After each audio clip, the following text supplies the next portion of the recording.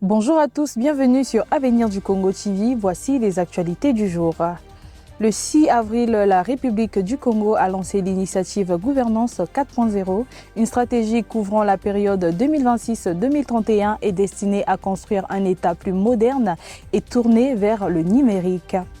Ce programme repose notamment sur la dématérialisation des services publics, la simplification des procédures administratives et le renforcement de la transparence. Présenté par le président Denis Sassou Nguesso comme un levier essentiel de redressement économique et de souveraineté, cette transformation s'appuie également sur l'implication de François Joly dans sa mise en œuvre. Le 7 avril, le président égyptien Abdel Fattah al-Sisi s'est entretenu par téléphone avec le président Denis Sassou Nguesso pour le féliciter de sa réélection à la tête de la République du Congo.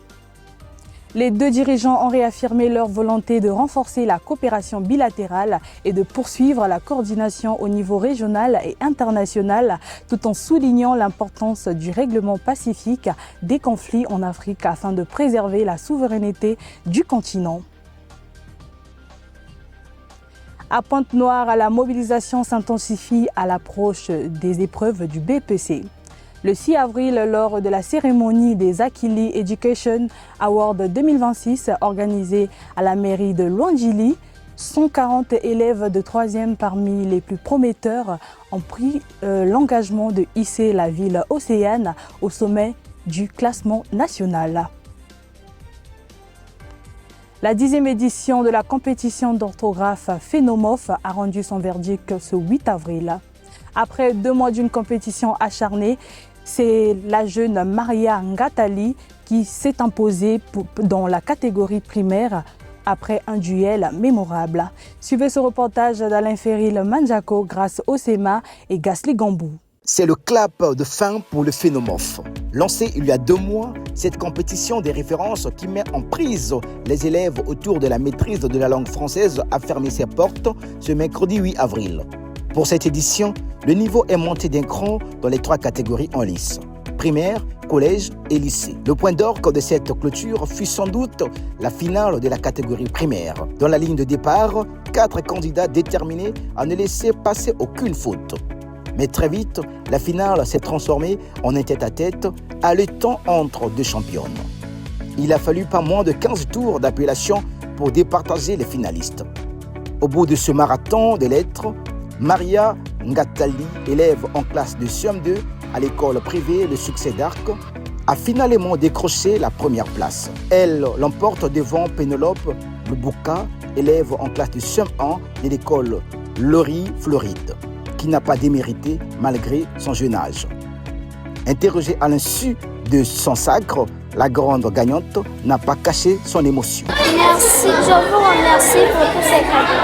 Merci, vraiment merci pour tous ces cadeaux. Je les aime. Les raisons de la création de ce festival est que face au comportement un peu déviant de certains jeunes dans nos quartiers et surtout à ce qui s'est passé dans les écoles, les bagarres inter-écoles, nous qui sommes de Talangaï Mikal, on a pensé avec le DG, est-ce qu'il n'était pas possible de créer quelque chose afin de rassembler les écoles pour montrer une autre image de nos enfants. Parce que ce qui s'est passé dans nos écoles, c'était pas bon. Vous imaginez que 2 écoles se battent et ce sont des jeunes. Et à chaque fois, on est en train de créer. Ces enfants-là ne sont pas intelligents, ces enfants-là ne font absolument rien. Et on a mûri de réflexion, passé des jours et des nuits pour réfléchir sur ce festival. Et on est arrivé à travers une ONG d'une dame, paix à son âme, à trouver le récépissé pour ce festival. Et c'est depuis 2010 que nous avons commencé. Après 2 mois de joute verbale, le Phénomorphe confirme son statut de rendez-vous incontournable pour l'élite scolaire, laissant derrière lui des élèves motivés et des mots parfaitement orthographiés. À l'international, les États-Unis et l'Iran ont accepté un cessez-le-feu le 7 avril 2026, négocié avec l'aide du Pakistan en échange de la réouverture sécurisée du détroit d'Ormuz et de la reprise des discussions diplomatiques à Islamabad.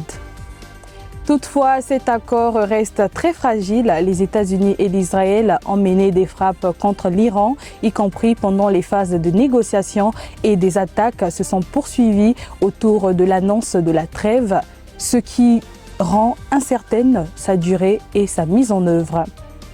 Au sport, le 5 avril, au centre sportif de Makelekele, la Dynamique, le réveil du handball congolais, a organisé un tournoi de gala ayant réuni en une seule journée 19 équipes, dont 11 masculines et 8 féminines. Cette rencontre disputée sous un format de match court visait à maintenir la cohésion entre les clubs et à permettre aux encadreurs d'évaluer le niveau technique des joueurs dans un contexte de relance de la discipline.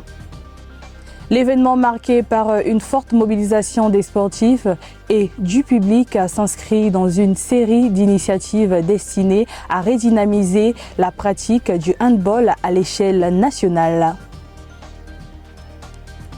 Après la qualification de l'équipe nationale de la RDC à la Coupe du Monde FIFA 2026, certains clubs européens ont saisi la FIFA parce que leurs joueurs congolais sont restés plus longtemps en sélection pour les célébrations. Le club anglais West Ham United s'est plaint pour Aaron Wan-Bissaka et le club français Lille OSC a fait la même chose pour Chancel Mbemba et Arthur Maswaku. Ces clubs disent que selon les règles, les joueurs doivent revenir 48 heures après les matchs internationaux, mais ils ont été retenus plus longtemps.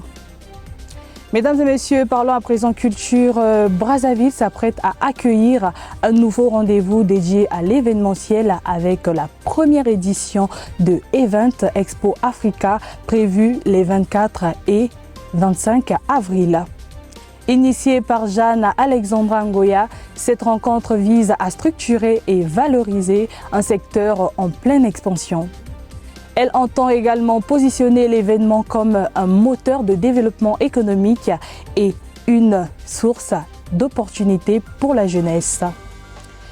Le week-end dernier, le bar chez Damacha, situé dans le 3e arrondissement de Pointe-Noire, a vibré au rythme d'un concert gratuit du groupe Conquering Lions. Pendant près de 4 heures, les artistes ont enchaîné leurs titres, offrant aux fans de toute génération un moment de partage autour de leur reggae, dit les Bantous.